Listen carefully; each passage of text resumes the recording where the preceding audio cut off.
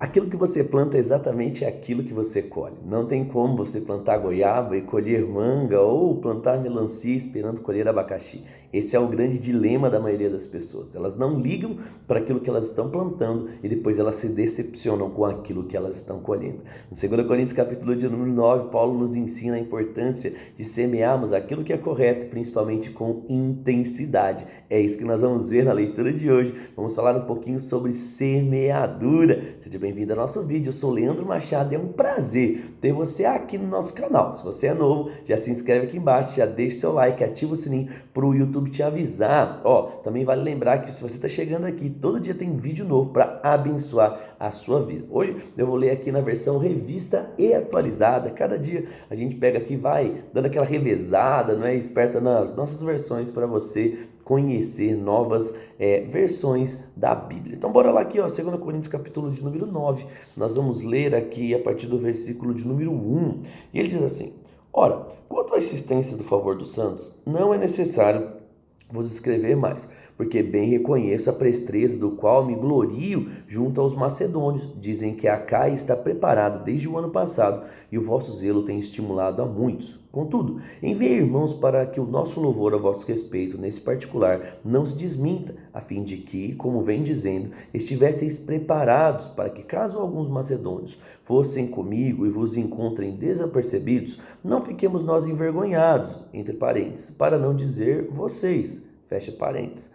Quanto a essa confiança, portanto, julguei conveniente recomendar a alguns irmãos que precedessem entre vós e preparassem de antemão a dádiva já vos anunciada, para que esteja pronta como expressão de generosidade e não de avareza. Lembra que no capítulo anterior a gente viu sobre o povo das igrejas da Macedônia, que mesmo sendo muito pobres, eles abundaram em generosidade. Eles pediram, pelo amor de Deus, Paulo, deixa eu levantar uma oferta aí para vocês, para o ministério, para aquilo que vocês estão fazendo. Mesmo não tendo nada, eles deram muito. Bora lá aqui então, versículo de número 6, ele vai dizer: Isso afirmo, aquele que semeia pouco, pouco também ceifará, o que semeia com fartura, com abundância ceifará.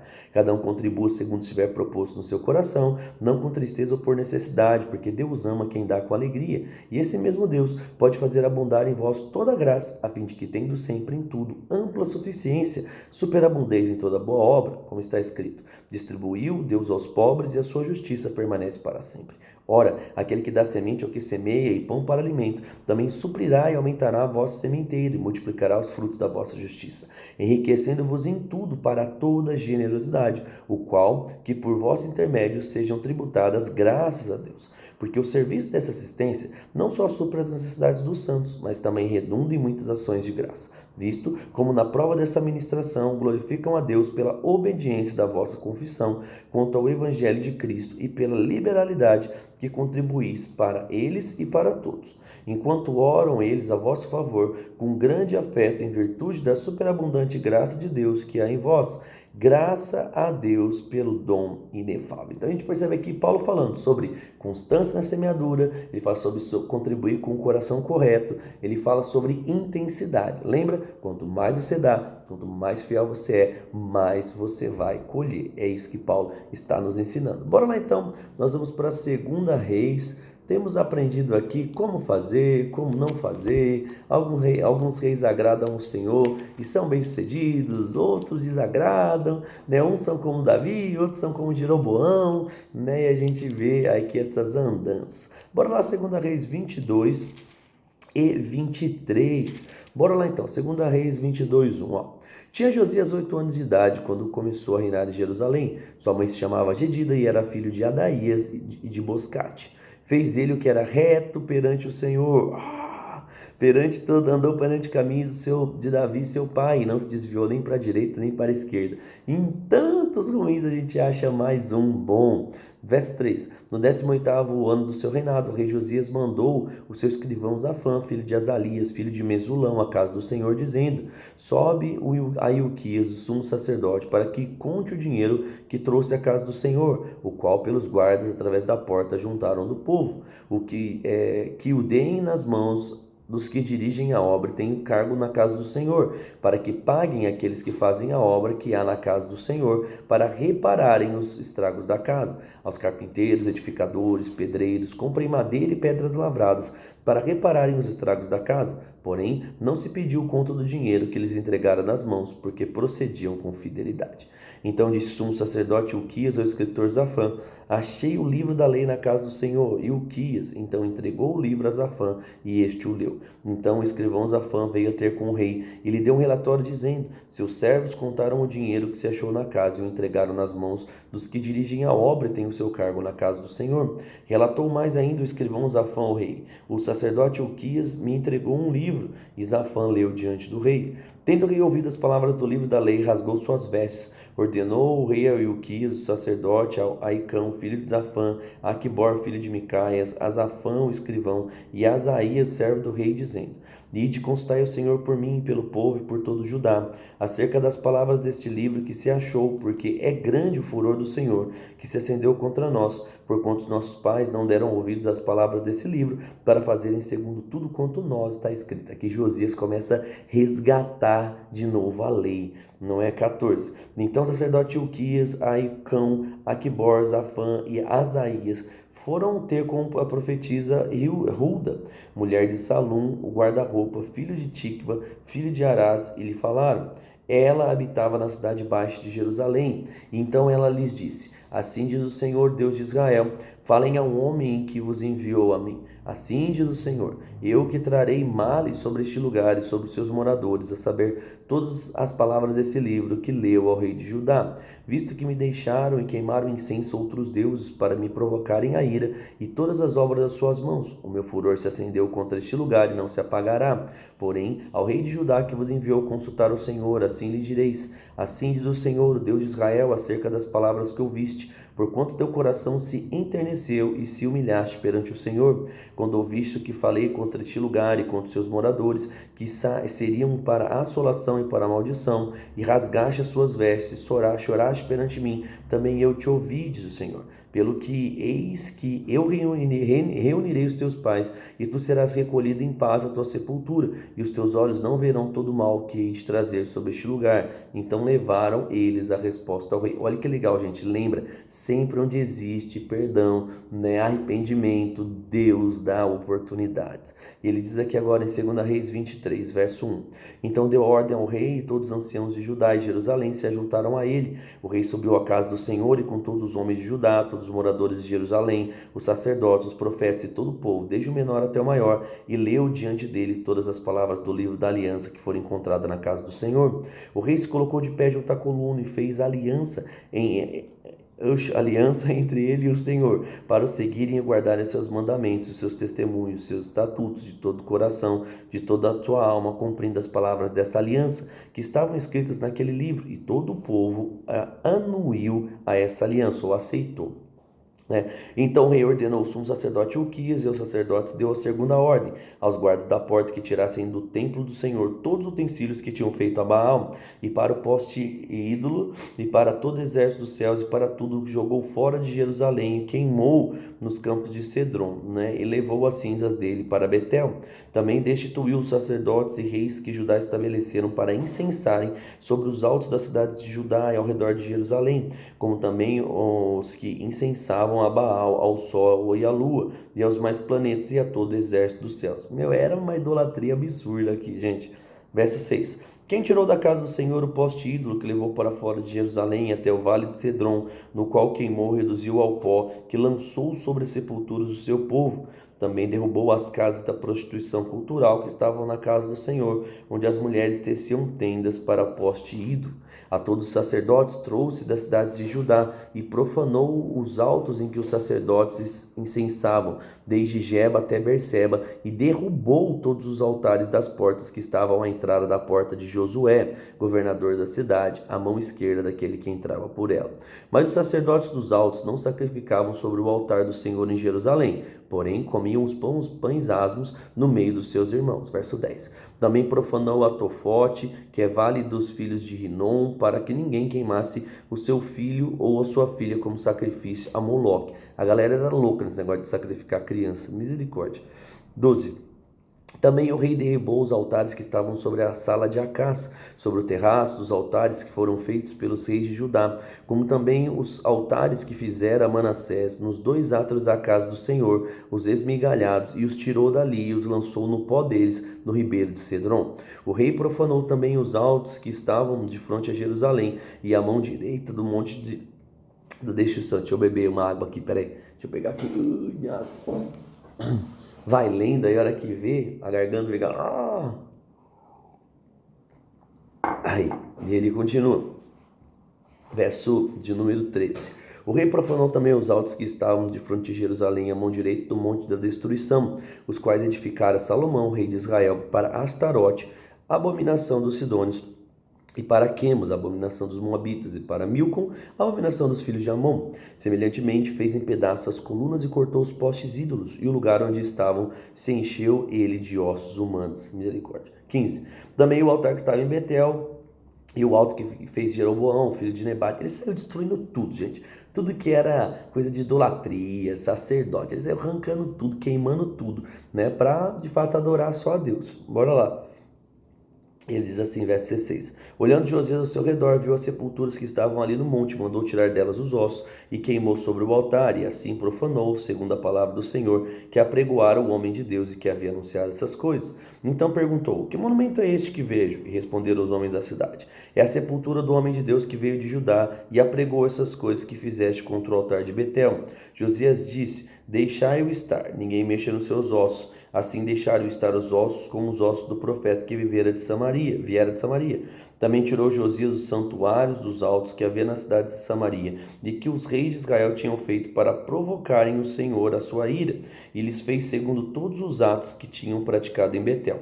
E matou então todos os sacerdotes dos altos que haviam ali sobre os altares, e queimou os ossos humanos sobre eles. Depois voltou para Jerusalém. Saiu matando até o sacerdote. Deu ordem ao rei e ao todo o povo, dizendo: Celebrai uma Páscoa ao Senhor vosso Deus, como está escrito nesse livro da aliança, porque nunca se celebrou tal Páscoa como nos dias dos juízes que julgaram Israel, nem durante os dias dos reis de Israel, nem nos dias dos reis de Judá. Corria o ano 18º do rei Josias, quando essa Páscoa se celebrou ao Senhor em Jerusalém. Aboliu também Josias os médiuns, feiticeiros, ídolos do lar, ídolos e todas as abominações que se viam na terra de Judá em Jerusalém, para cumprir a palavra da lei que estava escrita no livro que o sacerdote Ilquias achara na casa do Senhor. Antes dele não houve rei que fosse semelhante, que se convertesse ao Senhor de todo o seu coração, de toda a sua alma e de todas as suas forças. Segundo toda a lei de Moisés, depois dele nunca se levantou outro igual. Nada obstante, o Senhor não desistiu do furor da sua grande ira que ardia contra Judá por todas as provocações que Manassés os tinha irritado. Disse então o Senhor e também a Judá: Removerei de diante de mim como removi Israel, e rejeitarei essa cidade de Jerusalém que escolhi, e a casa do qual dissera: Estará ali o meu nome.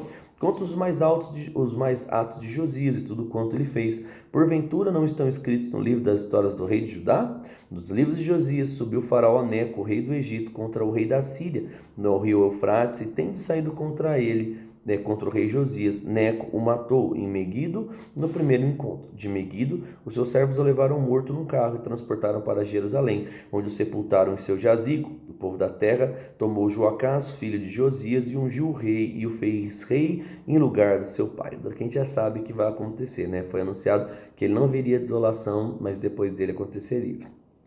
Verso 31. Tinha Joacás 23 anos de idade quando começou a reinar, e reinou 3 meses em Jerusalém. Sua mãe se chamava Ramutal e era filha de Jeremias e de Líbina. Fez o que era mal perante os olhos do Senhor, segundo tudo quanto fizeram seus pais. Porém, o faraó Neco o mandou prender em Riba, na terra de Ramate, para que não reinasse em Jerusalém. E ele continua aqui: e impôs à terra a pena de 100 talentos de prata e 1 de ouro. Faraó Neco também constituiu o rei Eliaquim, filho de Josias, em lugar de Josias seu pai. Ele mudou o nome para Jeoaquim, porém levou consigo para o Egito a Jacás, e ali ele morreu. Jeoaquim deu aquela prata e aquele ouro a Faraó, porém estabeleceu imposto sobre a terra para dar esse dinheiro segundo o mandato de Faraó. O povo da terra começou a exigir prata e ouro de cada um, segundo sua avaliação, para dar a Faraó. Tinha Joaquim a idade de 25 anos quando começou a reinar e reinou 11 anos em Jerusalém. Sua mãe se chamava Zebida e era filha de Pedaías de Ruma. Fez o que era mal perante os olhos do Senhor, segundo tudo quanto fizeram seus pais. Então a gente sabe que hora que faz o que é ruim, vai colher o que é ruim. E olha que doido, o cara vai lá e começando a mudar, né, e Josias resgatando e queimando. É só mudar a liderança que o negócio fica feio. Jesus amado.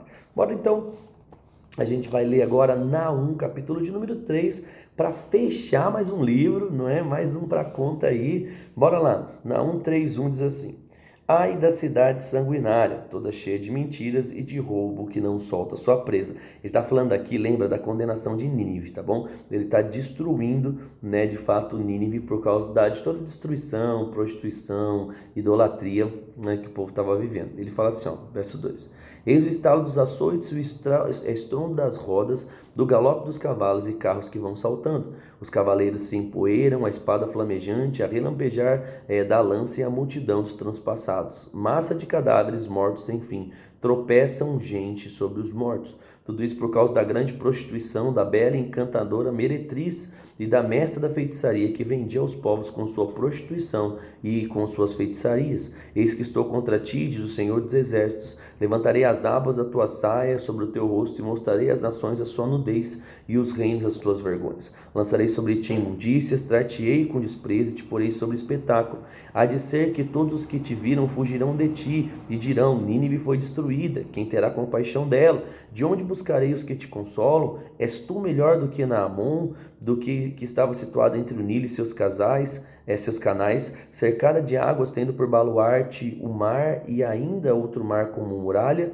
Etiópia e Egito eram a sua força, e esta sem limite, Pute e Líbia o seu socorro. Todavia ela foi levada pelo exílio para o cativeiro, também os seus filhos foram despedaçados nas esquinas de todas as ruas, sobre os seus nobres lançaram sortes, e sobre os grandes foram presos com grilhões. Também tu, Nínive, serás embriagada e esconderás. Também procurarás refúgio contra o teu inimigo. Todas as suas fortalezas serão como figueiras e figos temporãos. Se os sacodem, caem na boca de quem há de comer. Eis que suas tropas no meio de ti são como mulheres, portas do teu país estão abertas de par em par para os teus inimigos. O fogo consumirá como ferrolho. Tira água para o tempo do cerco, fortifica as suas fortalezas, entra no barro e pisa a massa, toma forma para ladrilhos. No entanto, o fogo ali te consumirá, a espada te exterminará, consumir-te-á como gafanhoto, ainda que te multiplicas como gafanhoto e te multiplicas como locusta. Ainda que fizeste os teus negociantes mais numerosos do que as estrelas do céu,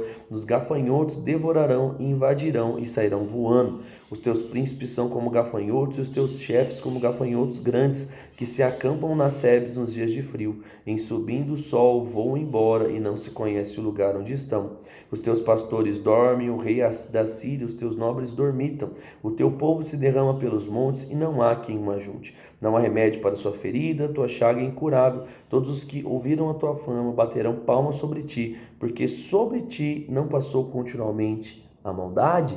Então, o que acontece aqui não é consequência das escolhas. Lembra, gente? Plantou, colheu. Plante coisas boas para você colher coisas boas. Plante fidelidade para você colher dessa fidelidade. O que é que mais chamou a sua atenção hoje? Foram as leituras de Reis, de 1 Coríntios 9, aqui de Naum, não é? Escreve aqui embaixo para mim, eu vou ficar muito feliz de saber o que é que Deus está falando ao seu coração através das leituras. Vamos ler? Daí vamos orar, quer dizer? Pai, eu quero de agradecer mesmo pela sua fidelidade. Obrigado porque até aqui o Senhor tem nos ajudado.